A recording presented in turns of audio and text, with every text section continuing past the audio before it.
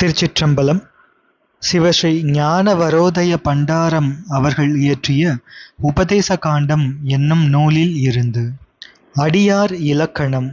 நைமிச்சாரண்ய முனிவர்கள் பக்தர்களினுடைய இலக்கணம் எது என்று கேட்க, சூத முனிவர் கூறுகின்றார்: தேவர், அசுரர், அரக்கர், இயக்கர், கந்தருவர், நாகர், முனிவர், நரர் ஆகிய எவ்வகையருள்ளும் அடியார்கள் உண்டு.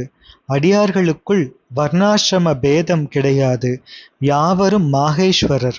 அடியார்களது அகத்துள் விளங்கும் இலக்கணம் 3. அவை: மானத ஜபம், மானத சிவபூஜை, உள்ளத்தே பரம்பொருள் தோற்றமளித்தல்.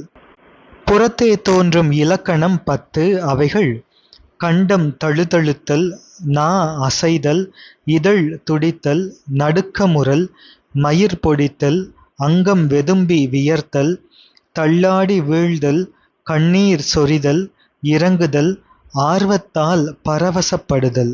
இத்தகைய அடியார்கள் புண்ணியர்கள், வீடு பேறு பெறுவார்கள். திருநீரும் கண்டிகையும் புனைந்தவர்களிடம் மேற்சொன்ன இலக்கணங்கள் இல்லாவிடினும் அவர்களை கண்டால் அவர்களை வீழ்ந்து வணங்கி உபச்சார மொழிகளை கூற வேண்டும். சிவாச்சாரியார்களையும் சிவன் அடியார்களையும் பணிந்து ஏத்துபவர் யாராயிருந்தாலும் நோயற்று மக்களுடன் உலகில் பல்லாண்டு வாழ்வர்.